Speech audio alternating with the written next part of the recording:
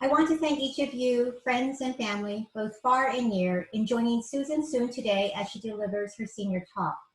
For those of you joining us outside of the TMI community, the senior talk is traditionally delivered by only senior students in our chapel, where we congregate each school day to hear God's word and the message each senior prepares to deliver. It is a milestone to say the least. Today, for the first time in the 126th history of TMI Episcopal, we have Susan Tongge Soon to deliver her senior talk via Zoom.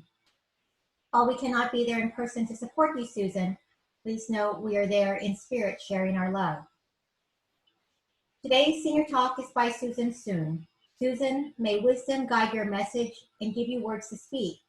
May truth flow from your mouth and your heart be filled with peace. Let us celebrate today God's gifts of Tongge Susan Soon.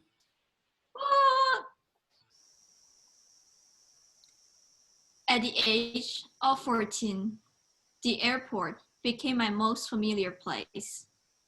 I have always been on my way to a different destination and all ready to start a new journey. Throughout my 4 years of high school, I have journeyed to 3 different new homes: New York, Philadelphia, and San Antonio. However, it is not always so pleasant to move around. Often, I spend many hours, and sometimes even days, by myself at the airport, waiting for my flight, just because my mom always bought the cheapest flight. I have become accustomed to getting lost in the airport, going to the wrong terminal, or missing the station.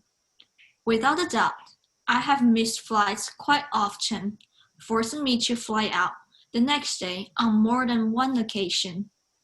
I have carried my luggage by myself to catch the hotel shuttle at 3 in the morning, while seeing other people have their family picking them up.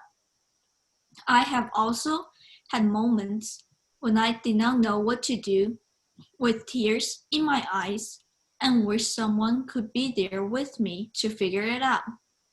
One time, my mom, she booked my return flight from China to San Antonio, but she forgot to book my connecting flight from Los Angeles to San Antonio. Again, I had to stay a night at the LA airport alone. However, the hardest and most tearful part of traveling and studying abroad is saying goodbye to those I love and the places where I have lived for years. The heartbreak farewell and tears are hard to be forgotten. I have always been fearful of my next unknown journey. Consequently, I started to wonder if all these moves were worth it, given all the burden I had to endure.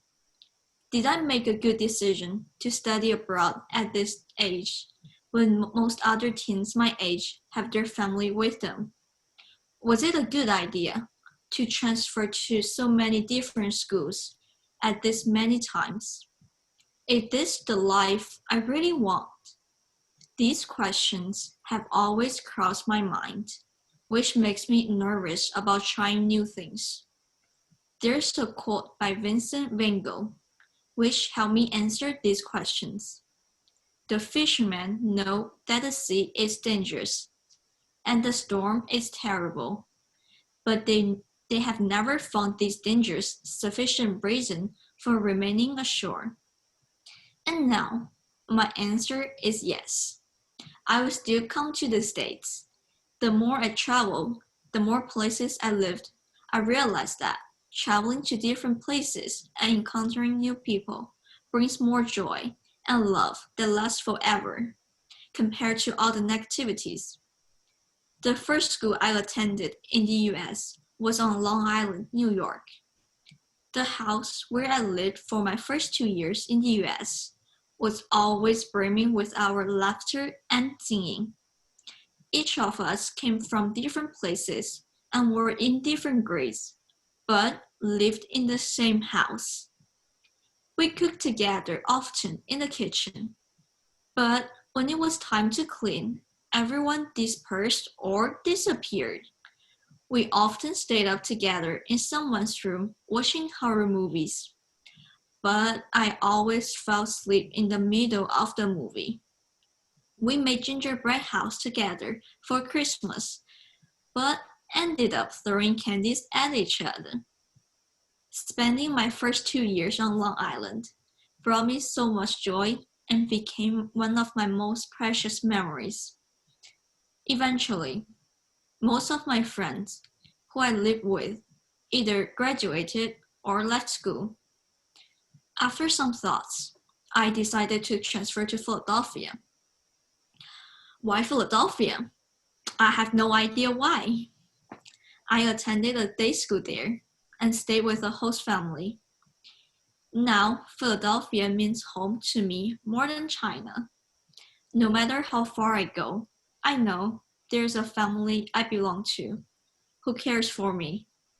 My own mom always has high expectation for me to be a perfect child with a perfect GPA who does not need her help or assistance at all. The year I spent with my host family, I experienced the power of love and support that a family can give. I did not have to have a perfect GPA or act more mature to satisfy anyone. Acting my age and asking for help were not things I was ashamed of, and I could be myself. I am not a morning person, so I always have a hard time waking up. Although I set at least 10 alarms every single morning, it was still common for me to miss the bus.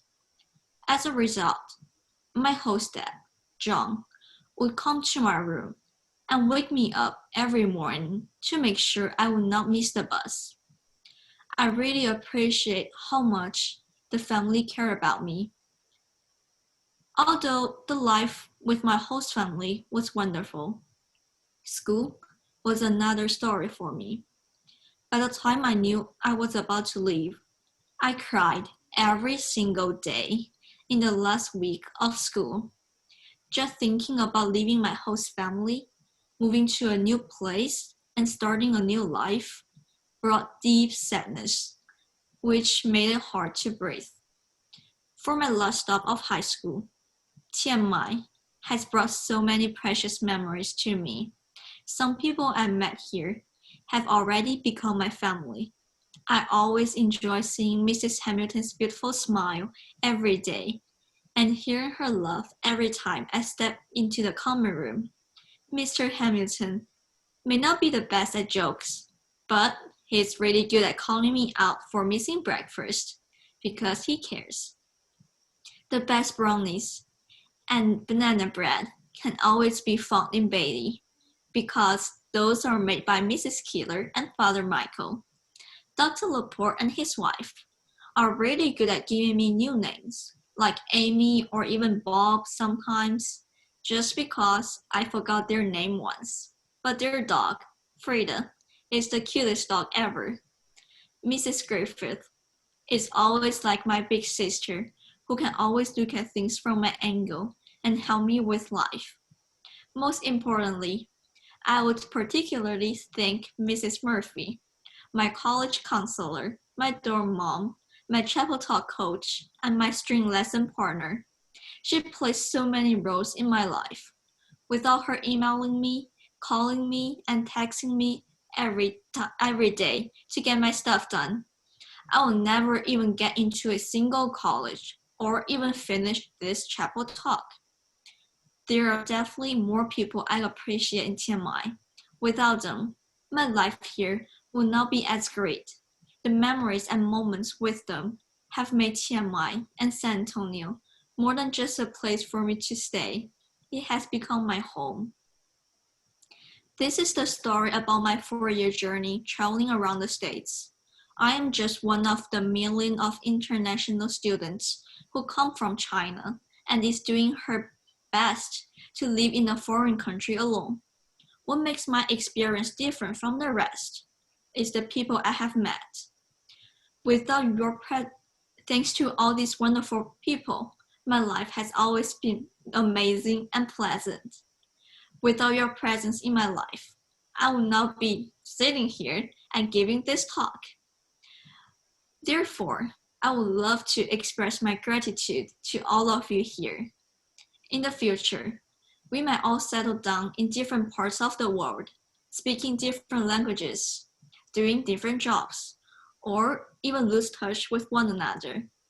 But remember, whenever you feel hopeless, lost, or depressed, there's someone here, called Susan or maybe other names, who appreciate your existence. It is you who lightens up my world and brings me joy. You're not just one of the 7.53 billion people on Earth. You mean more than that to someone and will be remembered forever. Thank you.